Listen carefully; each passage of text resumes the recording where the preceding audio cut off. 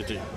আচ্ছা, আপনার এই প্রতিষ্ঠান সম্পর্কে একটু জানতে চাই যে আপনার এই প্রতিষ্ঠান কবে নাগাদ শুরু হয়েছে এবং এই যে এত মানুষের আনাগোনা, আসলে মানুষের কাছে এত জনপ্রিয়তা পেলেন কীভাবে?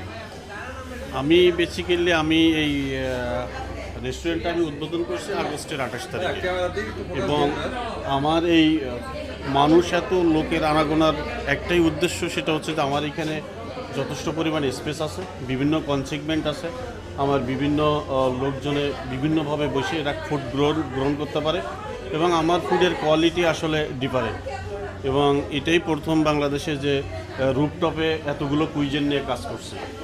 আমরা দেখতে পেয়েছি যে বাংলাদেশে বিভিন্ন জায়গায় আপনি যেইভাবে যে রূপটপটা দিয়েছেন, অন্য অন্য জায়গায় কিন্তু এরকম দেখিনি যে শোয়ার ব্যবস্থা আছে, শুয়ে পরে খাওয়া যায়।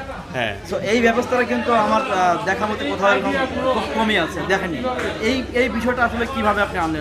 এই বিষয়টা বেসিক্যালি আমি যেটার দিকে নজর দিই সেটা হচ্ছে যে মানুষ, একটা কাস্টমার আসলে সে কীভাবে খেতে পছন্দ করে, কিভাবে বসতে পছন্দ করে, সেই কনসেপ্টের আসলে আমরা কিছুটা জাপানিজ কনসেপ্টে করে আসলে আনা, যে নিচে বসে খাওয়ার একটা টেন্ডেন্সিটি আছে, আর শীতের সময় এরা বসে সুন্দর মতো আসলে নিচে বসে খেতে পারবে।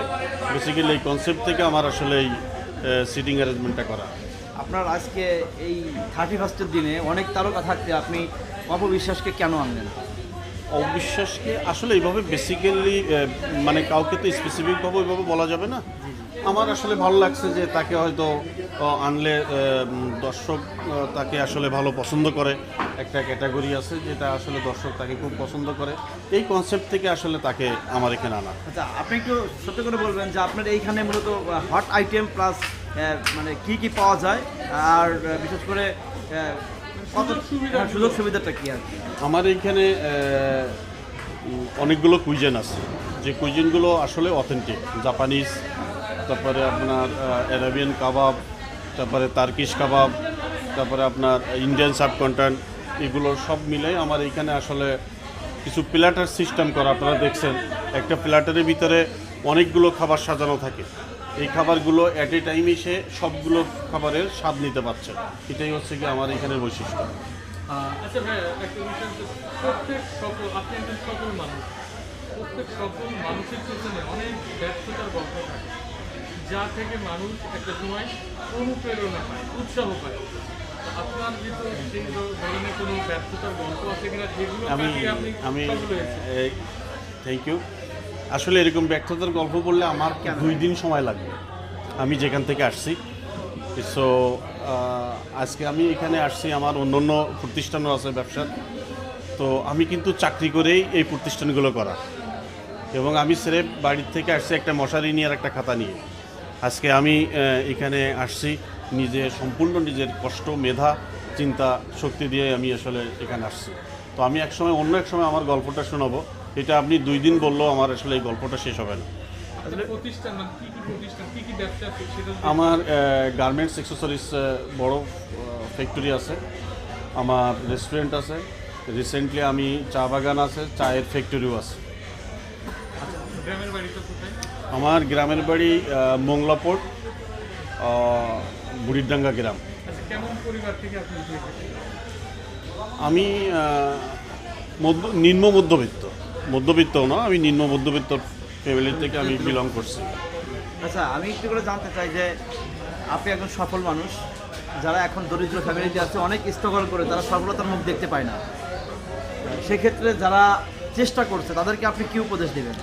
হ্যাঁ, কেউ যদি কোনোভাবে সৎ পথে যদি কেউ চেষ্টা করে, আল্লাহ তাআলা তাকে অবশ্যই পথ দেখাবে ভালো জায়গায় পৌঁছানো। সেই মন্ত্রটা আসলে আমার কাছে ছিল, আমি অনেক কষ্ট করছি, এবং এই কষ্টের পিছনেই আজকে আমার এই অবস্থা। যারা নতুন বছর আসছে কাজ করার জন্য কেমন আপনার থাকে নতুন বছর উপলক্ষে আসলে আমার আরও অনেক কিছু প্ল্যান আছে, আমি চেষ্টা করব আমার ওই প্ল্যানগুলো এখন আমি ডিক্লেয়ার না করি, আমার এগুলো সাকসেস করার জন্য। ঠিক আছে। আপনার ব্যবসার পিছনে দেখা যায় অনেক সময় বাধা আসে, আসলে এই বাধাগুলো আপনি এরকম সম্মুখীন হয়েছেন কিনা বাধা, বা কখনো ব্যবসায় লস দিয়েছে, মনটা ভেঙে গেছে যে আর ব্যবসা করবো না, এ ধরনের কোনো হ্যাঁ, এটাও তো হয়। এটা আমার হয়েছে, আমি যখন আমার আগে আসলে পার্টনার বিজনেস ছিল, আমি এভাবে আসলে পার্টনার থেকে অনেকগুলো একবার ধরা খেয়েছি। আমার ব্যবসা একদম শেষ হয়ে গেছে, তাকে সব ব্যবসা বুঝিয়ে দিয়ে আমি আবার নতুন করে শুরু করছি। আমার সাথে এখানে একটা ছেলের কথা না বললে নয়, যে ছেলেটা আমার সাথে আজকে প্রায় 13-14 বছর, আমার এই গ্রুপ জিএম মিস্টার জামান, সে আমার সাথে আসলে দীর্ঘদিন ধরে আমার সাথে আছে এবং আমি তাকে আমার এই রেস্টুরেন্ট এবং আমার চা বাগানের ওইখানেও তাকে আমি ডিরেক্টরশিপ দিয়েছি। ঠিক আছে, থ্যাংক ইউ। আচ্ছা, একটু মানে ভাইয়ের